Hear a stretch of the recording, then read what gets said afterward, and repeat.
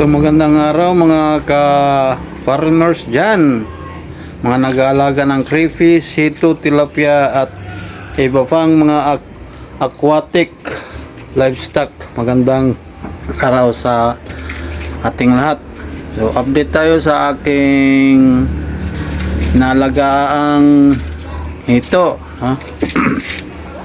So kung nakapanood kayo sa nakaraang video ko na humingi ako sa Fisher Folk ng 500 pieces na fingerlings ng hito.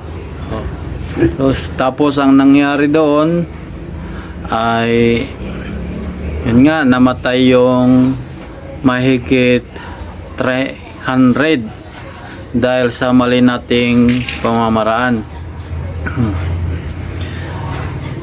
Kasi maliliit pa sila, wala pang 1 inches, inilagay ko lang sila sa reef tub. And then ang mali pa, nilagyan ko sila ng submersible na water pump. Then ang bagsak ng tubig ay doon mismo din sa kanila. Kaya ang nangyari at na marami ang namatay kasi ang bagsak ng tubig malakas. Sa late ba naman nila, kaya marami ang namatay sa mga fingerlings na hito. So ang nakasurvive doon is 120 mula December 19. So ngayon, dahil sa araw-araw nating ina-update sila, nagkakaroon ng mga mortality pa rin. Yan, may namamatay. So ngayon ay ano na lang sila, 22 sa 500. Ang ginawa ko sa ngayon, dahil sa panonood ko sa YouTube na mas mabilis daw lumaki ang hitos kung nasa earth pond sila o mud pond kaysa sa concrete. So ang ginawa ko, dahil under construction pa yung concrete pond ko, inilagay ko sila dito sa reef tub. At ang reef tub naman ay nilagyan ko ng putik na may halong buhangin. So experiment ako kung mabilis nga ba lumaki ang hito sa earth pond o mud pond. So ito sila, dito ko inilagay yung 20 piraso. Ito ang reef tub, yan. Tapos nilagyan ko rin ng kangkong. Yan. Ang tubig niyan is nasa 2 to 3 inches ang taas lang para madali silang makaakyat at makakuha ng oxygen sa taas. Maliliit pa ito eh. Dahil sa ilan lang sila, 22, tapos malaki itong reef tub, hindi natin sila makita. Ha?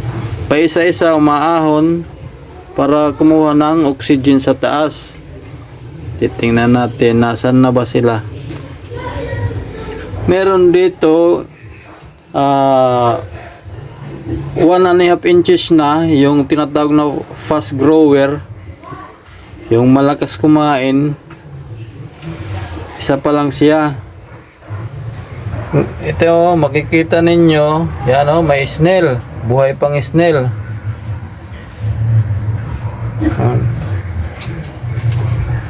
Wala tayong makita, nagatago sa kangkong o nandun sila sa ilalim. Umaangat lang sila kung lalanghap sila ng oxygen sa taas o hangin.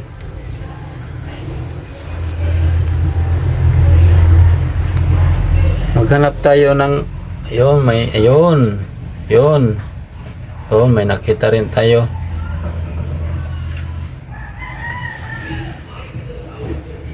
Mas naging maganda ang paggalaw nila dito.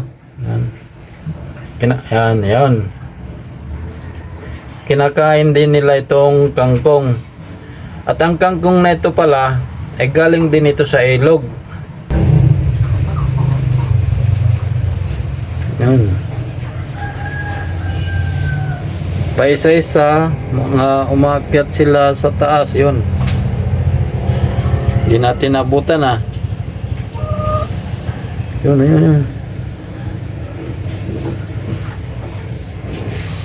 Naka-zoom na itong camera ko pero wala tayong nakikita.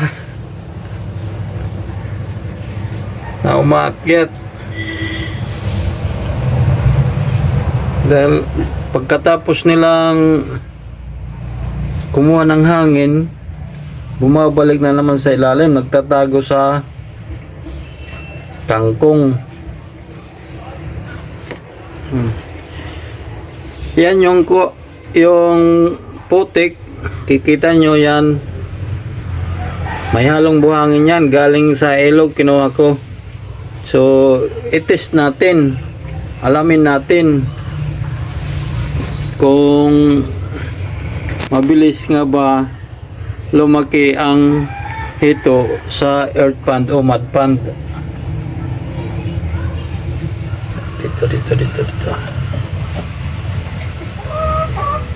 Yun, ayan o, nagtatago. Yan.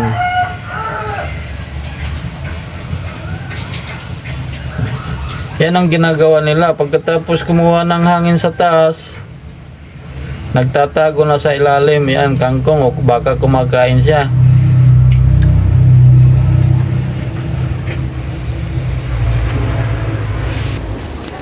$22 piraso na lang sila sa 500. Yung dating lalagyan nila ay nilagyan ko rin ng crayfish sa ngayon.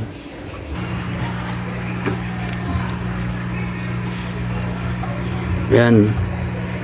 Katago pa sila. Tapos nilagyan ko rin sila ng isda na pagkain pero hindi nila naubos.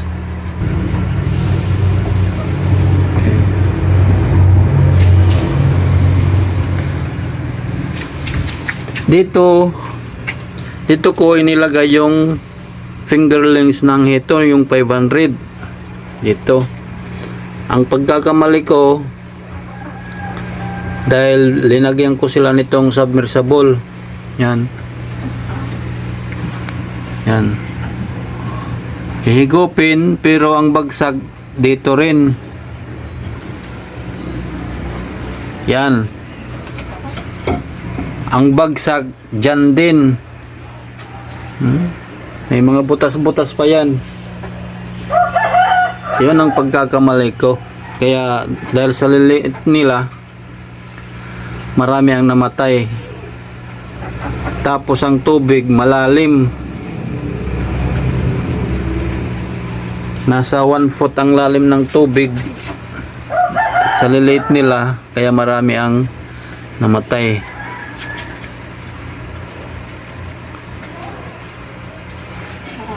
Balik natin.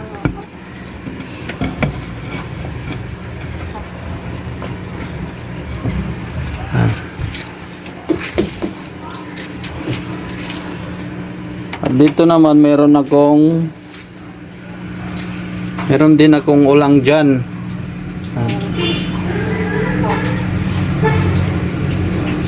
Merong ulang. Hinuli ko lang din sa ilog. Kaso malilit pang ulang. Ito.